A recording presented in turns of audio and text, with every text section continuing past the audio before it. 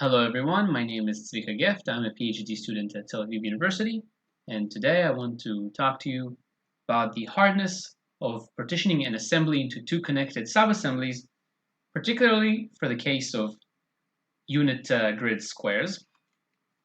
So our problem, a seemingly simple square problem, is defined as follows. We're given a connected set A of grid-aligned unit squares as shown here in the example input. And our task is to find a subset of the squares S of A that can be rigidly translated upwards to infinity. That just means that the set of squares that we choose, they all have to go up together as if they were one piece. And we want each of the sets S and its complement, each of them we want them to be connected. And we also want S we want to not have any collision during the motion. So let's see, for this example input, let's see what a valid solution would be. So this would be, the squares marked in green here would be a valid choice for S, because we can just translate this set up. It's without any collision, and also the set and its complement, each of them is connected. This would be a bad choice, because although we can move the top row of squares up with no collision, we'll leave behind two sets of squares that are not connected. And finally, we have an example where we choose two sets. So we choose a set that is connected and also its complement is connected, but there will be a collision during the motion. Also, I just want to say, if anybody wants to ask a question, please just go ahead, you can interrupt. So it might be a bit, for those seeing the problem for the first time, it might not be clear why this would be hard, and that's the reaction from most people. And we will actually show that it is a hard problem. So the outline from here will be, I'll just give the background, how we even got to this question. I will then talk about the hardness results. And finally, I will share a small positive result that we had for a restricted case of squares. So the background, how do we get to the question? So we're working in the plane. So a planar assembly A is a collection of non-overlapping polygons, as we can see here. So they may touch, but they may not overlap. And a subassembly is a subset of the parts in the assembly, and we just want them to be in their relative placements as in the original, the same relative placements as in the original assembly. And we say that two polygons are touching if their intersection contains a line segment. So basically, we just want to avoid these vertex-to-vertex contacts. We don't want to consider them to be touching. And this just makes things a bit more elegant. It doesn't really change significantly any of our proofs. And so we may now define a connection graph of an assembly. It represents the touching relation between parts. So basically, we have a node for each part or polygon, and we have an edge between two parts if they are touching. And we may now say that an assembly is connected if its connection graph is connected. So given such an assembly operation is a motion that merges two initially separated subassemblies into some new subassembly. And the motion in general can include rotations, translations, there can be all sorts of motions. But we're just going to be focusing on single translations. So we can think of having one subassembly be fixed and another coming towards it from infinity in some direction. And our goal in the assembly planning problem is to find a sequence of such motions that will bring the initially separated parts of some product, for example, and eventually join them to the final desired configuration or the final assembly. So this is an example of a little sequence here with single translations. And a common constraint is for each subassembly occurring in the sequence to be connected. And why is that? Well, if we just look at this example here, when we have unconnected subassemblies, they can be harder to manipulate, to work with. So if we're trying to insert this block here, this would be one subassembly and this would be another. Something would have to be holding these two blocks, some fixtures, or maybe we need another arm. So this is a very common practical requirement in assembly planning. So how do we solve the assembly planning problem? Well, we actually look at assembly partitioning, which is basically looking at one assembly step, and it's the opposite of an assembly operation. So we want to find a partition, and a partition is just a subassembly and a motion that allows moving that subassembly away from its complement. So it's just the opposite of an assembly operation. And in the assembly by disassembly approach, we first want to find a partition for the input assembly, and then we can continue recursively disassembling the two resulting subassemblies. And we do find the disassembly sequence this way, but we can just reverse everything and we get a sequence like we want. And again, I will just highlight that our requirement will be not to just find any partition, but a connected partition. So we want the two resulting subassemblies, we want each of them to be connected. So just some previous results on planar assembly partitioning. I should say that assembly planning is p-space hard in general. It's a special case of motion planning, but here I'm just talking about assembly partitioning. So it was shown to be NP hard without necessarily talking about connected subassemblies. It was shown to be NP hard for general motions such as rotations. But even if we just restrict the motion to be just multiple translations, the problem is hard. And something that was sort of a breakthrough in assembly planning was a work by Wilson, student of Jean-Claude Latombe. Yes, sorry? No. Okay. So somewhat of a breakthrough by Wilson and Latombe was that we can actually solve the assembly partitioning problem for a single translation. So this was the case that I was talking about, where we just want to have one subassembly going to infinity in some direction, and they actually showed a structure that allows efficiently considering all possible directions and finding a full assembly sequence this way, and it actually also works in 3D. And so then the question was asked, well, what happens if we require connected subassembly, require each of the subassemblies to be connected, whether maybe it can help somehow make partitioning easier?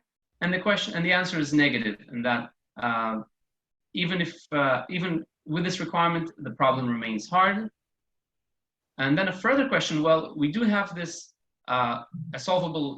we can solve the single translation case. Well, what happens if we add the connectivity requirement there?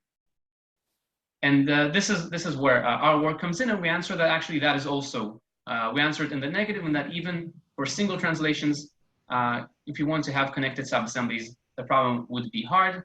And currently, what I can see that assembly planners generally do is that they solve the problem by enumeration. They enumerate subassemblies that are connected, and then as a separate step, they test whether they can be separable. And ideally, we would just like to do this in one step, because this is both of these are very are pretty much necessary requirements.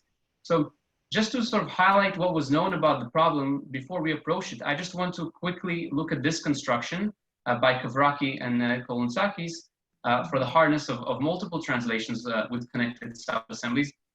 So the reduction, I'm just going this at a very high level. So the reduction was done from 3 sats, and they constructed an assembly. Each one of these mechanisms is a clause gadget, which also has its own sub-mechanisms, which I won't go into. But the first aspect that we can see here in this construction is the fact that there are a lot of non-convex parts that are used, such as these forks, and then there's these tunnels or enclaves. And secondly, I just want to highlight that the motion, the fact that there was some freedom in the motion, was a critical part to this construction, because each clause gadget actually had its own copies of the variables. So in order to synchronize the assignment across multiple clause gadgets, the motion was actually used to do that. So I just what I want to take away from this is that in order to have an assignment for a specific variable in their construction, a few translations were needed. So overall, in order to partition the assembly into 2 subassemblies in their construction, a linear number of translations are required. And in our case, we can't do anything, we can't do much with the motion. The motion, we're just talking about a single translation. So we can only play with which parts are moving, but we can't have the motion consist of any special steps that can somehow help us. And also, we are restricting the problem to unit squares as opposed to non-convex bars. So I just want to give the formal problem definition now. So we call it planar partitioning into connected subassemblies using a single translation. So PPCST for short. So given an assembly A in the plane, we need to decide if there is some subassembly S that can be rigidly translated in the positive Y direction to infinity, such that the chosen subassembly S and its complement are each of them is connected, and there's no collision during the motion. And we show that this problem is NP-hard even when we are restricted to grid-aligned unit squares. And I just want to mention here that the direction itself that we've stated as part of the problem definition doesn't matter. We can replace it with any direction, and then we can just reorient the assembly so that that direction points up. But another thing is that we can get rid of the direction. Basically, we can just ask, the problem can be modified so that we're just given an assembly, and we need to decide if there exists a direction that has and a connected partition for that direction. And the same results that I just stated hold for that. We just need to make some modifications that are actually not that significant, but I will not be going into that. So the outline of the proof, first we start, our base problem is a restricted version of planar 3-sat, which we also had to prove that it was NP-hard. So I will not go into the proof. I will just show, I will just mention it so that I'll define it, because otherwise we can't do anything. And from there we do, so the first step will be to show that PPCST is hard for polygons. So we'll have a construction where we have polygons, and from that construction, we will convert it to construction that only has unit squares. So let's talk about the special planar 3-sat case. So I'm assuming everybody knows what 3-sat is. We're given a Boolean formula, and we need to decide whether whether it is satisfiable. And given such a formula phi, we can define the graph G phi, a bipartite graph of variables and clauses, where we basically have an edge between a variable and a clause if a variable appears in some clause. And so this would be an example here of such a graph. We have, this is a special embedding of such a graph, where we have all the variables aligned on, vertically aligned to be on one row, and the clauses are above or below them, and an edge is just a vertical line segment, and obviously we can have no crossings here. So we call this a rectilinear embedding. It wasn't actually originally shown to be a part of the planar 3-sat problem, but it was just observed later by Knuth and Raghunathan that we can just draw the graph, always draw a planar 3-sat graph in this manner. And then a further restriction by De Berg and Kolsavi in 2010 is as follows. So first, I just define a positive clause to be a clause that only contains positive variables, and a negative one is defined symmetrically. So here we have, for example, only positive clauses, the green ones, and the red ones would be negative clauses. And so in monotone 3-sat, we only have positive and negative clauses. And this next version, monotone planar 3-sat, combines the planarity restriction with the monotonicity restriction. So now all the clauses have to be monotone, or is positive or negative, and we also want them to we want the embedding to be such that all the positive clauses are above the variable row and all the negative ones are below it. So we can now just call this the positive side and this the negative side. And unfortunately, this wasn't enough for us, so we had to show a further restriction. So we had to take that monotone planar 3-sat version and introduce a restriction called neighboring variable pairs. So the restriction states that for each 3 clause, so a 3 clause, I just call it a clause with 3 variables. Each such clause has 2 variables that are adjacent on the variable row. So we now have, this embedding gives us an order on the variables, and we just want each clause with 3 variables to have 2 variables that are adjacent. So we can see, for example, in this clause here, x5 and x6 are its adjacent or neighboring variables, and this also is the case for the other clauses with free variables. And an important thing to note is that we cannot have any clauses. Once we have this restriction, we cannot have any clauses in this area, because if we had such a clause, well, the only clause that could be here would be x5 or x6 because of the monotonicity. It would be a positive clause, and we already have x5 or x6 appearing here. So it would make the clause, it would make this clause redundant.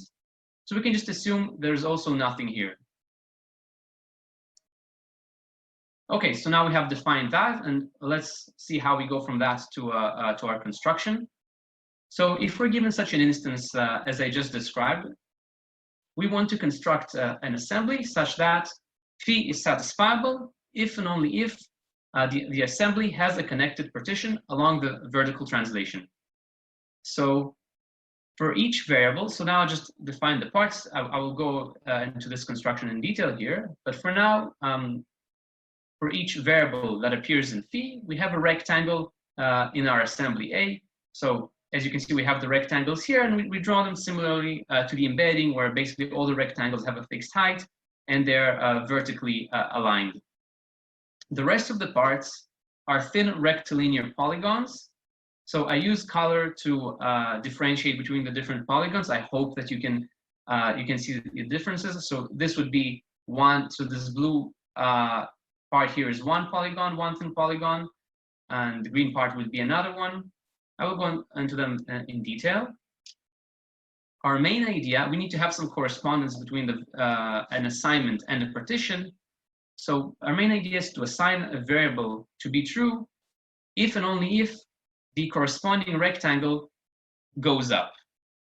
So if a rectangle goes up, we assign the variable true, and from now on, I'll try not to just say rectangle. I'll call them variables as well, even when I'm talking about the construction.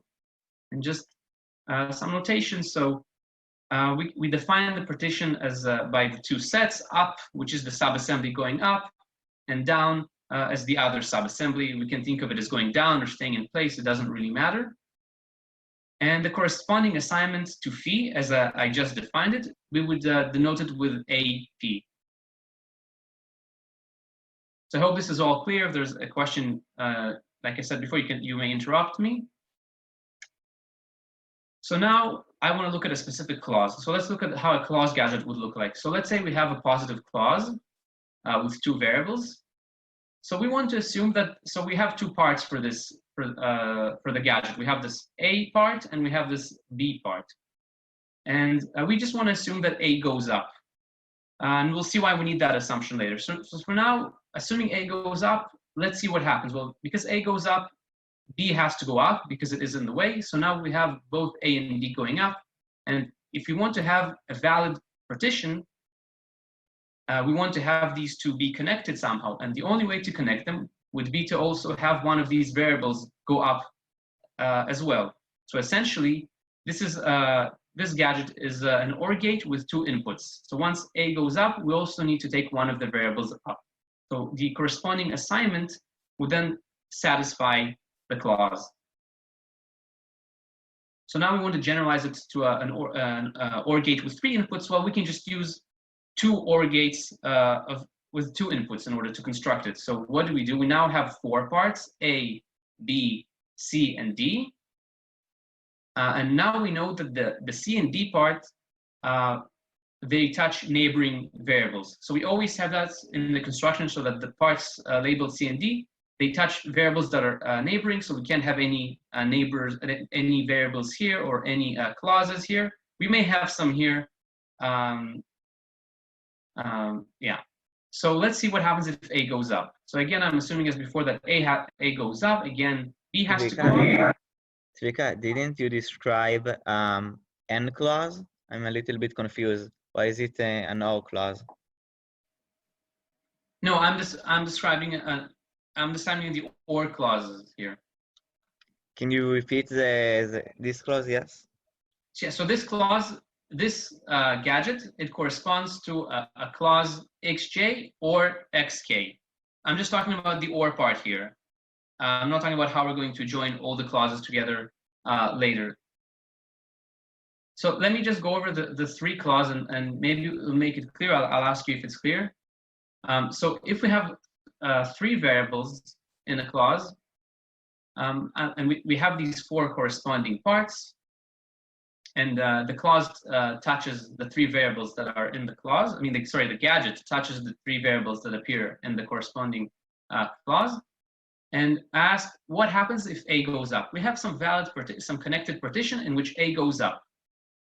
So if A goes up, we must have B go up as well, because it's in the way here because of this hook.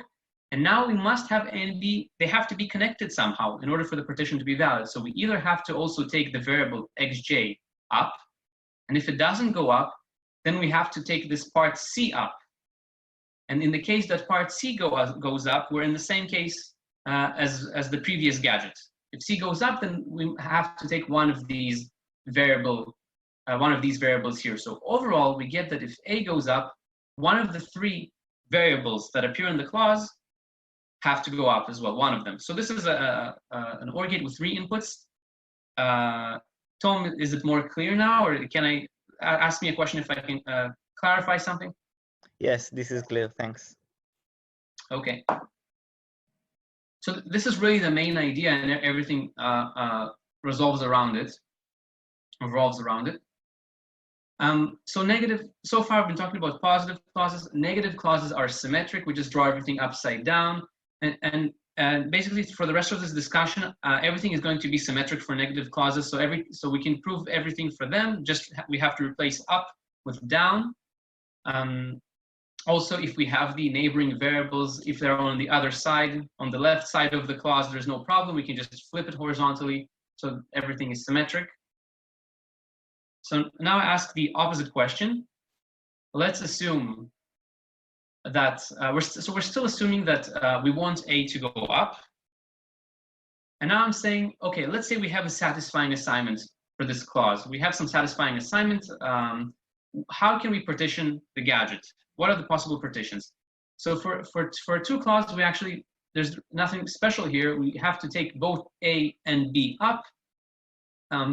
And we know that one of the variables will also go up with them, but there's really no freedom here. However, this changes for a three-clause gadget. So for a three-clause gadget, note that we actually have two cases. So I'm assuming that we have a satisfying assignment, and we need to decide how we're going to partition just the clause gadget itself. So let's say our assignment is for the three variables that it has is true, false, false. Note that in this case, these two rectangles cannot go up. Therefore, the C and D parts can't go up either, because the rectangles are the only thing that can connect the C and D parts. So in this case, if this is my assignment, I will have to only take A and B up and leave C and D behind. In any other case, I know that one of these rectangles corresponding to the neighboring variables, one of them will have to go up. Therefore, I will have no problem taking C and D up.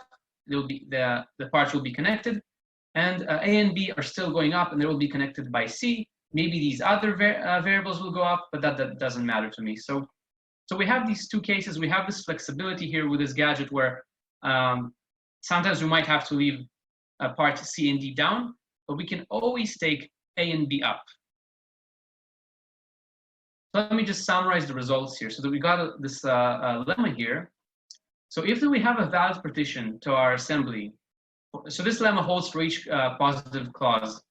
So if we have a partition such that the part A of the clause goes up, and all the other parts of the clause that are going up are connected, then this happens. This happens if and only if we can satisfy the clause, or the assignment that corresponds to the partition satisfy the clause. So this is the result that we got. And we have the symmetric thing for negative results, and just with the clause going down instead of up. So now that I've described the clause, let's see how we make everything work together. So each gadget, we can just place it according to the rectilinear embedding of G phi, which we can assume is given to us. So as you can see, I've labeled the clauses here. So we can see that the clause here, for example, becomes this clause here. So I'll just give you a moment maybe to look at it. And the thing is that this is not enough for us, because the way I have it right now, it is not guaranteed that the assembly is initially connected. The assembly might not be initially connected, and that's bad, because if the assembly is not connected initially, then the problem becomes trivial. I need to add some more connections here. So for that, we just need a small definition here. So I call a clause. So I call a clause. So we have this tree-like structure. We can think of the clauses as having a tree-like structure here.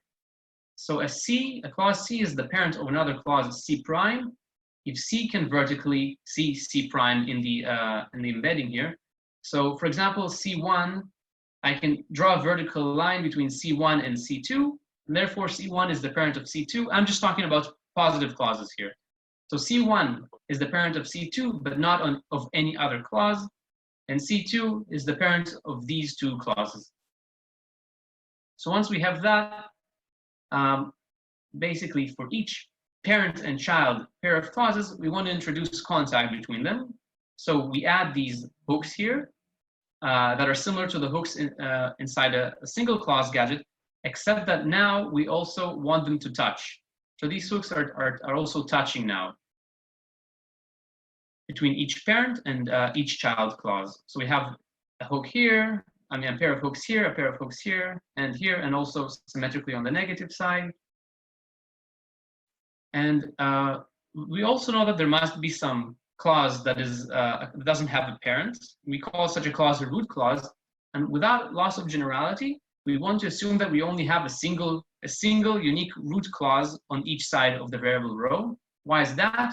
Well, we can just add a variable here on the left, another variable on the right, and add another clause, and it's not going to change anything. And also, a part of the assumption here is that also this new clause will basically enclose everything, the whole construction. And so, given this, all these assumptions, I now want to prove the direction that if A has a connected partition, then phi must be satisfiable. So A root just denotes part A of the root clause. So that would be this blue part here. So this part would have to go up, because for any part, because it basically blocks all the other parts. For any part to go up, the part A of the root clause has to go up. So that has to happen. And we know that if that part goes up, then we know that the B part of that clause also has to go up. And if the B part goes up, then now we have the touching hooks also going up. So now we get that every child clause of the root clause is going to be pulled up using these hooks we just introduced. And we actually get transitively that any clause, so basically all the blue parts, any A parts for each clause now has to go up. So we can think of it basically as we have this, if this part goes up, it basically drags all the other blue parts with it. And also, this also means that the green parts have to go up as well. And according to our lemma, once we have that, once we have a connected partition for each clause in which the part A goes up, then the assignment that corresponds to the partition must satisfy each clause. And therefore, overall, we get that all the positive clauses are satisfied. We'll get the symmetric result on the negative side. All the negative clauses are satisfied. And therefore, overall, B must have an assignment if we have a partition. So the other direction is, yeah. Can you clarify why the hook needs to actually go up? Can't you just like break it apart and take it to the other side, like pull it down? You're talking about the blue and green parts? The transitivity of going up.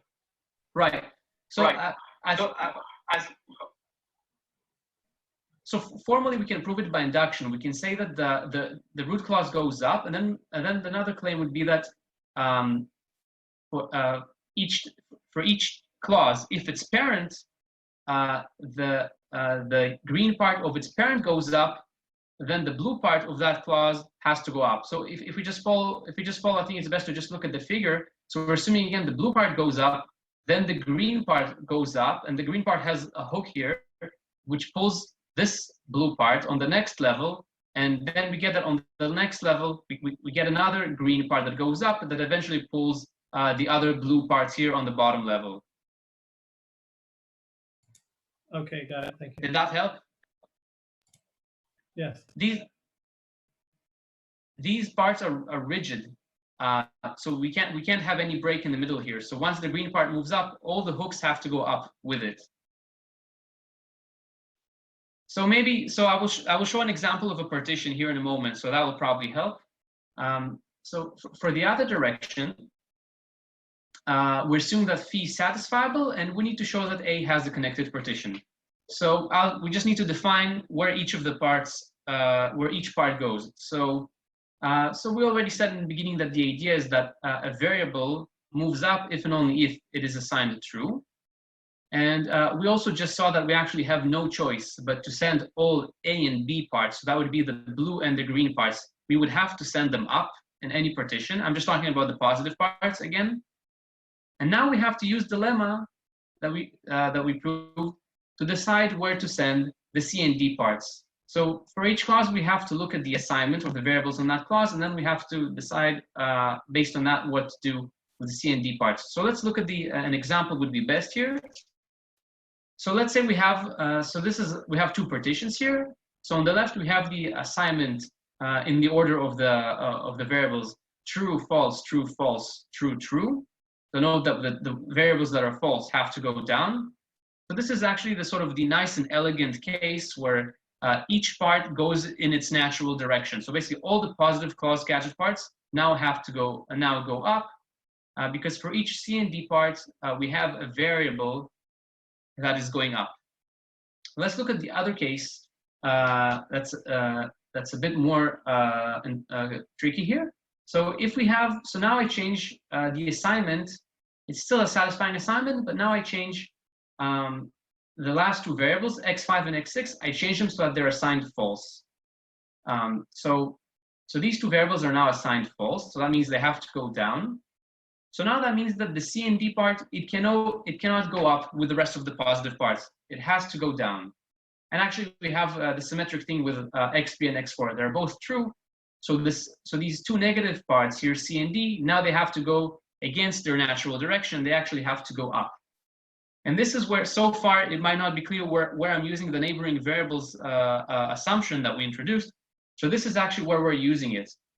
So we actually have we know that we have no clauses below here, originally below in this C and D part. So that means I can send it down without worrying about any collisions with parts going up. If we had some other clause gadgets below C and D here, I would not have a way to guarantee that they also have to go up. And recall that for each clause, we have to have A and B parts go up in order for there to be an assignment, a valid assignment for that clause. I'm actually also using the fact, it's a bit subtle, but I'm also using the fact that the variables here, I'm not using the fact that there's nothing here. I'm also using the fact that variables are neighboring, and that prevents a collision from a positive part going down with a negative part going up. Because if we had such a collision, because the distance between the variables must be, because the variables are adjacent, they would actually have to have the parts that are supposedly colliding would have to touch the same variable. And if they touch at least one variable, and if they touch the same variable, then according to the partition rule that I defined, they would actually end up going the same way. So we can see that, for example, with the example of x3 and x4 here, they're both positive, and this so the C and D above it are going up, and also the C and D parts from the negative side also have to go up, so there's no collision. So this is where we're using the neighboring variables assumption. So this is really the main idea here. This is our proof for the polygonal case, for the case of where each part can be a polygon. And now I just want to show how we can convert that to the case of having only squares, grid-aligned unit squares. So recall that it looks, our input now has to look something like this. And the idea here is to treat each polygon as a quasi-polygon. So what's a quasi-polygon is? It's an equivalent collection of squares that is supposed to behave in the same way. So this is, for example, some parts that corresponds to a part from the clause gadgets that I previously showed, and we would just have it now be composed of a bunch of squares. However, we have a major problem here that we might have splits, right? Nobody guarantees that the squares are going to stay together in the partition. So this is really where most of the work in this part goes, in just showing that if splits do happen, they don't cause any problems. So I'm just showing the full square construction with the squares here. It looks similar to the previous construction. There are obviously some changes here, but first of all, we have to reinterpret the figure. We have to interpret it differently now. So now every line segment in the figure corresponds to a bunch of squares that are located together on the same grid row or grid column. So we just have to reinterpret. The figure is drawn similarly, but we have to reinterpret it differently. And so just to highlight that, if we zoom in on this particular clause here, clause gadget, then it would look like this. It would have a bunch of squares like this, and this is an approximate view. We might have to do some horizontal stretching, or vertical stretching, and add some more squares, but this is just an approximate view. And actually, the direction that we were just looking at, which is going from a satisfying assignment to a connected partition, it's actually easy in this construction, because we are the ones that are we have the choice of what the partition is going to be, and we can just choose. We can just have each quasi-polygon or each set of squares, we can just treat them as a rigid piece that has to go up. And all the connectivity and blocking relations would remain the same. I'm not going into all the details here because there are some minor changes, but other than that, this is a pretty straightforward direction. The other one is where we have to do more work, where we have to make sure that the partition where bad things don't happen in the partition, such as some square going up by itself, yeah. So due to lack of time, I'll go over that. I'll go over what I can briefly. So let's just go over the main changes. So I'm just to declutter a little bit. I'm just looking at the positive side of each construction. So this is the polygonal construction, and now we're going to the square construction. So first, you can see that we added this subassembly on the top here, and this subassembly we call it a blocking subassembly because it for any part to go up, a part of it, sorry, for any square to go up, it would collide with this subassembly at the top here. It is made wide enough so that it covers the whole assembly, and so it blocks all the parts, all the squares from the top. And we can prove, I won't go into it, but we can prove that this whole black piece here has to go up. So this whole black piece has to go up. And now I just want to focus. So the second change concerns how we connect each parent-child pair of clauses. So we want to focus on these two areas here. So we'll focus on them just to see the differences. So we had these touching hooks before. We want to keep them, but we now can't have them be touching anymore, because if we imagine that we kept them touching and just converted them into a bunch of squares, there's nothing that prevents the partition from just cutting the hook. So we could just, if the green part is going up, and if the green part was actually a set of squares, we could just cut right here, and the hook is not going to do its function of pulling up more parts. So now we actually add a gap between them. So there's a vertical gap between the hooks. And of course, we still need to maintain the connection that was present before. So we just add the connection elsewhere. And yeah, you'll have to trust me that the connections that we add satisfy the requirements. And another change that we have to do is how the hooks are connected to the rest of the assembly. So previously we had each green hook was just connected to the part B of the clause, was connected to it by itself. Now we take both of these hooks we put them in, we have them be in one connected subassembly. So the hooks are part of one connected subassembly that only attaches to the rest of the assembly at one point. Okay, so we only have one point of attachment here for both of these hooks, as opposed to what we have here. So let's see how these changes help us. So recall so here I'm just showing the both the previous and the current clause gadget. I'm showing an approximate view with all the hooks that we have. And so in our lemma, recall that we said that if part A of some clause goes up, then the assignment has to satisfy, the corresponding assignment would satisfy C. So we need something similar here, except that we can't just now assume that all these blue squares are going up. We have to change the assumption so that actually only a single square goes up. So let's just say that that square is, the assumption is now that this yellow square here on the top of the hook of part A goes up. So what am I worried about? I'm worried about that now I have a partition where just this square goes up and I'm done. This would be very bad for me, but this cannot happen. Why can this not happen? Well, if we look at the overall construction, we can see that for every time we have such a hook, including the root clause, we actually have some square that is above this marked square. We always have some square above it. So therefore, if this square goes up, then some other square above it also has to go up. And now that means that we must have a connection between these two squares in the subassembly that is going up.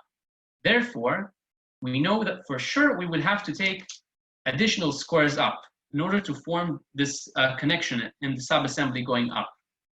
So I would definitely have to take all of these squares. Now, I would definitely have to also take more squares either on the left or on the right, but I don't know for sure which way I will go, but it actually doesn't matter. Right? It just suffices. It's sufficient for me that all these squares are going up. Now that all these squares are going up, well, we actually have something similar with this lower hook here. Now I claim that we cannot have any squares on this hook go down. Well, why is that? Well, if we had a square go down in this hook, we always have some other square below it. And if so there would be another square that would have to go down. And again, we would need to have some sort of a connection between these two squares in the subassembly that is going down. But note that we cannot have such a connection because the only connection can be formed by going through this square, which is already going up. So therefore, we actually get that this whole hook would have to go up.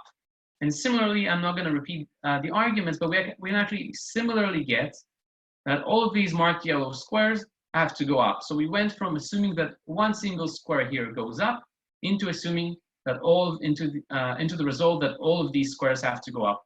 And once this is our case, we are actually in a similar situation to the previous lemma with the polygons. We now have some parts of the A, parts of A that are going, some squares of A that are going up, and some squares of B that are going up, and we have to form a connection between them, and that would result in eventually taking one of the three variables up. Now, I won't go into the details of how we also have one of the variables go up, but we're using similar arguments. I'm not going into the variable gadget here because the variable is not a square anymore. Sorry, the variable is not a rectangle anymore. It is a set of squares. But we can have it so that each variable has to move up together as one piece, either up or down. And so, to conclude, to continue the proof from here, we're actually it's similar to the polygonal case where we know that the root clause has to go up, and once the root clause, the part A or the square on part A on the hook has to go up, and that eventually results in order to have a valid partition, that results in having the same square go up in each of the clause gadgets, and eventually results in the required variables going up. So now that we've seen our results here, or the hardness results, it's time to see some small positive result. So let's look at this instance here. This is actually a negative instance because of these hooks. Similarly to to the scenario that I just explained, I cannot have any square here go up without having all the squares here go up with it, because then if some square here on the top row goes up, then this whole right hook would have to go up, and that would mean that the left hook would have to go up, and basically everything would have to go up. So this is a negative instance. In our intuition, we want to restrict the assembly of squares in order to avoid these hooks. And by the way, we use this also in our square construction in order to guarantee that the blocker, the part that I called the blocking subassembly, to make sure that it goes up as one piece. We got the inspiration from the Israeli shekel sign. You sort of have to tilt your head. So we had shekel signs in our eyes when we saw this. And so now let's see what our restriction is. So this is what we call the monotone assembly restriction. We want to have, from each square in the assembly, we want to have an X monotone path to the right envelope. So the right envelope, I've marked the right envelope in blue here. The right envelope is the set of squares that are visible from positive infinity. We can also just say that it's the rightmost square on each row. So this is the right envelope, and we want to have each square have an X monotone path. And what do I mean by path? Again, I just mean that we're allowed to take, we're allowed to go from the square to at each step, we're allowed to go to a neighboring square, but we can only go up, down, or right, because if at any point we go left, we would then have to go back right, and that would not be an X monotone path. So let's see an example. So for this square, we do have such a path because we can just go up and then go right, and then we get to the right envelope. However, we know that this does not hold for the hook here, for the problematic hook. We do not have such an X monotone path from here to the right. Okay, to the right envelope, or I should say maybe X monotone is not the best name, because an X monotone path that can only go up, down, or right. Because yeah, and so so if we have this restriction, then we know that if we have a square in this position, we must have a square. Okay, we must have a square also here in this area. The animation, it's not showing up for some reason, but we would also have to have a square here, or maybe in this area, or maybe a square here. So the restriction would guarantee that. And once we have that, then the instance would actually become positive. We would actually be able to take any square here on the top row, for example, and move it up. So overall, with this restriction, we get that it guarantees actually that we always have a connected partition, and it can be found, we can find it also in linear time. And so just some concluding remarks. So the hardness results hold for 3D if we just give the parts some, in the Z axis, we can just give them some volume, and everything would still hold. And basically just commenting a bit on the intuition that we have from working on this problem, is that the overall shape of the assembly has significance rather than the shape of the individual parts, because we saw that we can take the polygonal construction with polygons and just convert it into a similar one that only has squares, and it is still difficult to solve. And also similarly, when we talked about the monotone assembly, then we saw that basically the restriction has some implication on the overall structure on the assembly, on how it must look like. And we're interested into finding more solvable cases. So at this point, I just want to acknowledge some people that we either Dan or I have corresponded with on this problem, and it's quite a few people. I know that there was a lively discussion in Wafer 2018 where a lot of people were interested in this problem. So I want to thank everyone. And this list is definitely not exhaustive. I just wanted to keep the font size reasonable. So at this point, I also want to thank anyone who I've talked to this talked about this problem. So thank you, and also thank you for listening. And let me know if there's more questions. Thank you.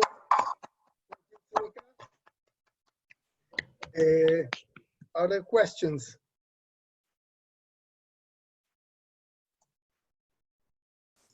Yes, I have a question. Can you hear me? Yes. Yes.